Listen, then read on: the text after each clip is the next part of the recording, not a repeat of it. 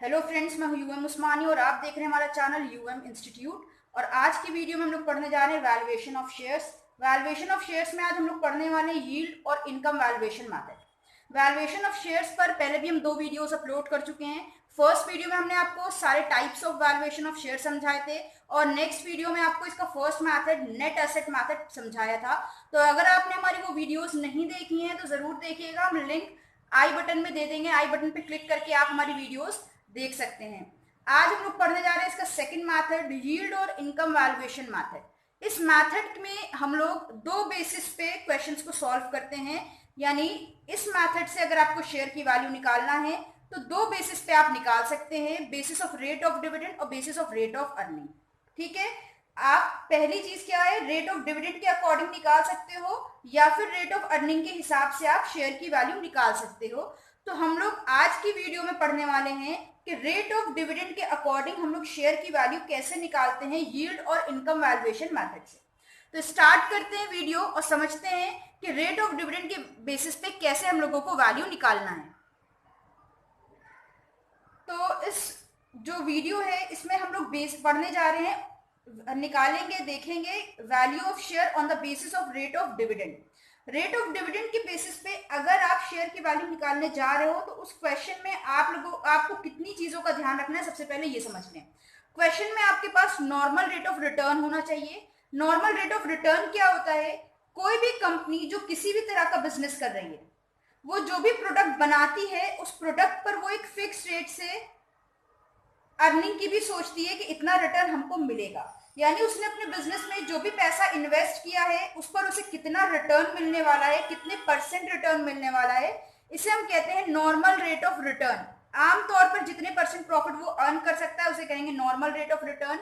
दूसरी चीज हमें पता होनी चाहिए, रेट ऑफ डिविडेंड। अगर आप on the basis of rate of dividend वाले क्वेश्चन सॉल्व कर रहे हो तो रेट ऑफ डिविडेंड जरूर पता होना चाहिए। रेट ऑफ डिविडेंड क्वेश्चन में निकालने के लिए आप फॉर्मूला अप्लाई करोगे, amount of dividend multiply by 100 divided by paid up share capital. यहाँ पर आपको कैपिटल की पूरी पेड अप वैल्यू लेनी है, जितनी भी वैल्यू पे कर दी है शेयर होल्डर ने। तो amount of dividend into 100 divided by paid up share capital, ये हो जाएगा रेट ऑफ डिविडेंड का फॉर्मूला। उसके बाद आप अप्लाई करेंगे वैल्यू ऑफ शेयर का फॉर्मूला।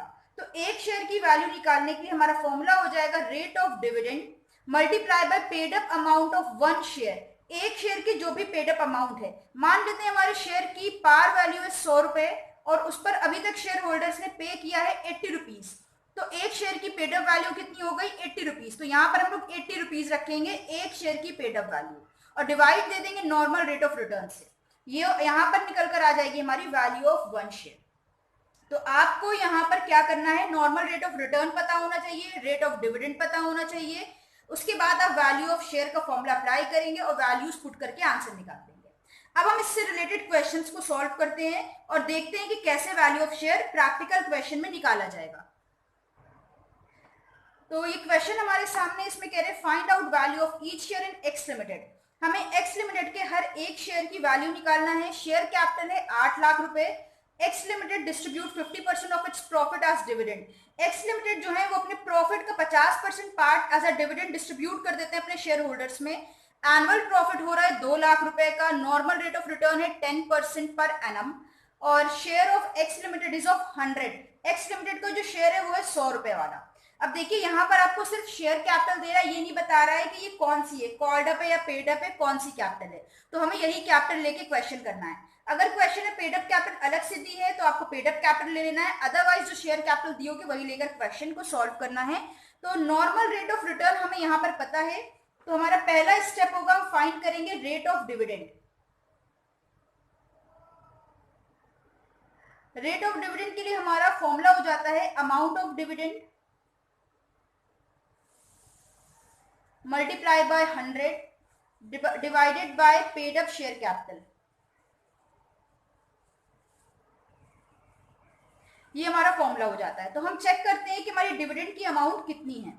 कह रहे हैं कि X limited distribute 50% of its profit as dividend. जितना भी प्रॉफिट होता है उसको 50% यानी आधा प्रॉफिट बांट देते हैं एज अ डिविडेंड। तो चेक करना है हम लोगों को प्रॉफिट कितना है। आप देखिए यहाँ पर प्रॉफिट हो रहा है 2 लाख रुपए का, तो 2 लाख रुपए का आधा अमाउंट कितना हो जाएगा? 1 लाख रुपए। 2 लाख रुपीस का 50% कितना हो जाएगा, 1 लाख रुपीस हो जाएगा। तो यहाँ पर हमें डिविडेंड की अमाउंट पता चल गई 1 lakh rupees into 100 divided by paid up share capital. Paid up share capital कितनी दी है, 8 लाख रुपीस। इसे हम लोग सॉल्व कर लेंगे, 1 lakh into 100 divided by 8 lakh, ये आ गया 12.5%। रेट ऑफ डिविडेंड पता चल गया। अब हम निकालेंगे value of share, value of 1 share. Share की वैल्यू निकालने के लिए हम लोगों का फॉर्मूला होता है रेट ऑफ डिविडेंड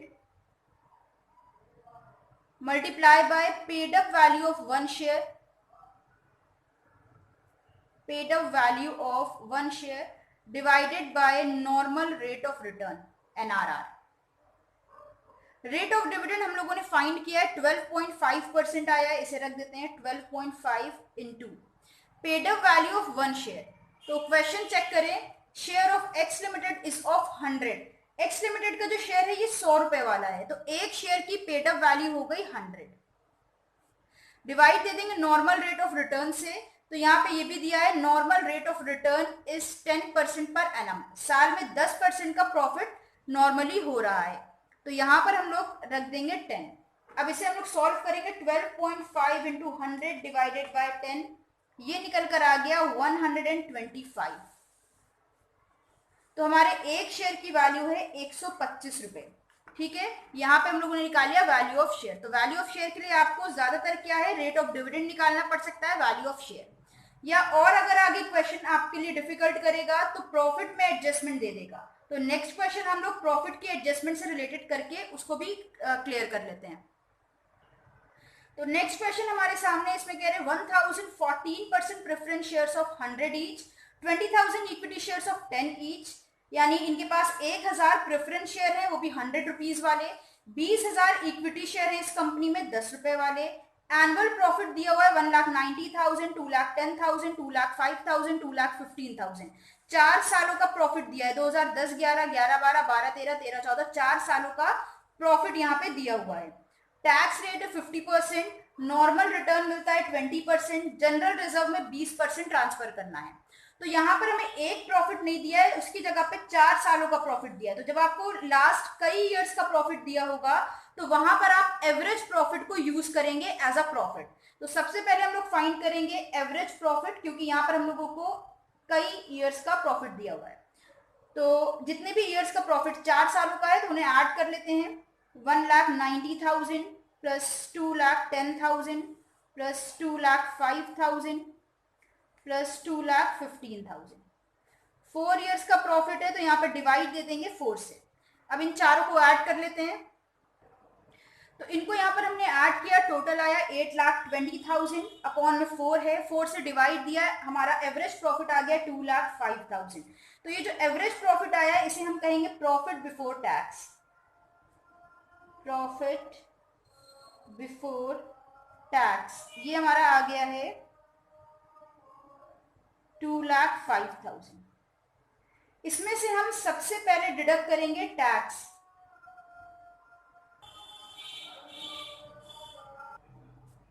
अब यहां से टैक्स डिडक्ट कर देंगे हम लोग।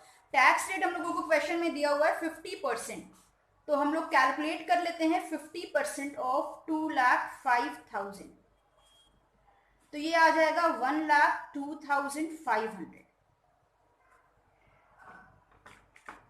अब हम लोग इसको डिडक्ट करेंगे, 2,05,000 में से 1,02,500 माइनस करेंगे तो सेम अमाउंट आ जाएगी 1,02,500। इसे हम कहेंगे प्रॉफिट आफ्टर टैक्स। हमें ध्यान यहाँ पर ये रखना है कि सबसे पहले इसमें से हम लोगों को टैक्स डिडक्ट करना है। टैक्स के बाद चेक करेंगे अगर हम लोगों को रिजर्व दिया हुआ है कि प्रॉफिट में से रिजर्व क्रिएट करना है, तो वो हम लोग यहाँ से ट्रांसफर करेंगे जनरल रिजर्व में। तो ये भी क्वेश्चन में दिया है, जनरल रिजर्व ट्रांसफर हो रहा है 20% ऑफ प्रॉफिट, तो जनरल रिजर्व हम लोग ट्रांसफर कर देते हैं, यहाँ से माइनस करेंगे transfer to general reserve, transfer to general reserve 20% of profit. तो कैलकुलेट करते हैं 20% ऑफ, अब प्रॉफिट कितना बचा है 1,02,500, तो ये आ जाएगा हम लोगों का 20,500। इसको भी डिडक्ट कर देंगे। 1,02,500 में से 20,500 माइनस करेंगे, ये आ गया 82,000। रिजर्व ट्रांसफर करने के बाद जो प्रॉफिट हमारा बचा है, अब हम उसमें से प्रेफरेंस शेयर होल्डर को डिविडेंड की अमाउंट देंगे। तो चेक करते हैं कि प्रेफरेंस शेयर होल्डर को कितना डिविडेंड दिया जा रहा है। तो यहाँ पर क्वेश्चन में हम लोगों को दिया है कि 1000 प्रेफरेंस शेयर हैं 100 रुपीज वाले। तो 1000 प्रेफरेंस शेयर 100 रुपीज वाले हैं, यानी प्रेफरेंस शेयर कैपिटल हम लोगों की हो गई है 1 लाख रुपीज की।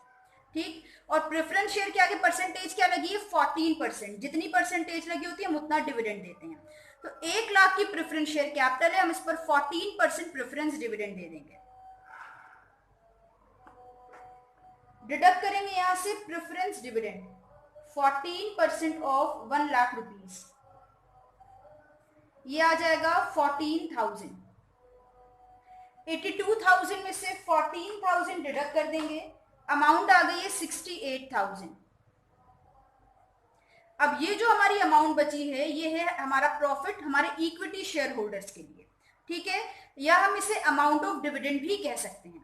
तो हमें ध्यान रखना है, जब भी हमें एवरेज प्रॉफिट दिया हो या प्रॉफिट बिफोर टैक्स दिया हो, तो उसमें से पहले हम टैक्स डिडक्ट करेंगे, फिर आफ्टर टैक्स प्रॉफिट निकालेंगे। आफ्टर टैक्स में से ट्रांसफर टू जनरल रिजर्व हटाना है, ट्रांसफर टू जनरल रिजर्व में से सबसे लास्ट में प्रेफरेंस डिविडेंड का profit minus dividend preference dividend minus करना है। प्रेफरेंस डिविडेंड माइनस करने के बाद जो अमाउंट आएगी, ये हमारा प्रॉफिट है इक्विटी शेयर होल्डर्स के लिए, profit available to equity shareholder, या इसे हम अमाउंट ऑफ डिविडेंड भी कह सकते हैं। अब इससे हम निकालेंगे रेट ऑफ डिविडेंड।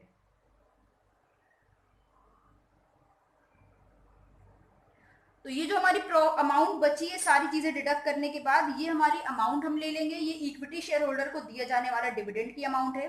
मल्टीप्लाई कर देंगे 100 से, डिवाइड दे देंगे इक्विटी शेयर कैपिटल से। तो इक्विटी शेयर कैपिटल कितनी है? 20,000 शेयर्स हैं 10 रुपीज वाले, 20,000 इंटू 10 आ जाएगा 2 लाख रुपए। तो यहां पर आ गए 2 lakh rupees. 68,000 into 100 divided by 2 lakh, ये आ गया 34%। रेट ऑफ डिविडेंड जब आ जाएगा, तब हम निकाल लेंगे वैल्यू ऑफ 1 शेयर या वैल्यू ऑफ 1 इक्विटी शेयर। तो इसके लिए हमें क्या करना है? रेट ऑफ डिविडेंड लेना है, मल्टीप्लाई करना है paid up value of 1 equity share, 1 share, और डिवाइड दे देना है नॉर्मल रेट ऑफ रिटर्न से। रेट ऑफ डिविडेंड कितना आ गया है? 34। पेड अप वैल्यू 1 शेयर की देख लेते हैं और एनआरआर चेक कर लेते हैं।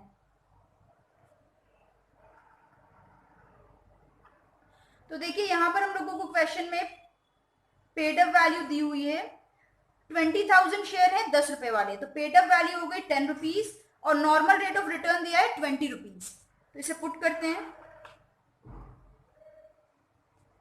पेड अप वैल्यू की जगह रख देंगे 10 रुपीज और नॉर्मल रेट ऑफ रिटर्न 20। इसे सॉल्व कर लेते हैं, 34 इंटू 10 डिवाइडेड बाय 20, ये आ गया है 17 रुपीज। तो 17 पर शेयर आ गई हमारी इक्विटी शेयर की वैल्यू, और यहां पर हमारा क्वेश्चन कंप्लीट हो गया। तो सिंपल, जब हम लोगों को प्रॉफिट निकाल कर दिया होगा तब हमें क्वेश्चन कैसे करना है, और जब हमें एवरेज प्रॉफिट लेके क्वेश्चन करना है तब हम उसको कैसे सॉल्व करेंगे। दोनों ही कंडीशन आज हम लोगों ने सॉल्व कर ली है। उम्मीद है आज की वीडियो आपको पसंद आई होगी।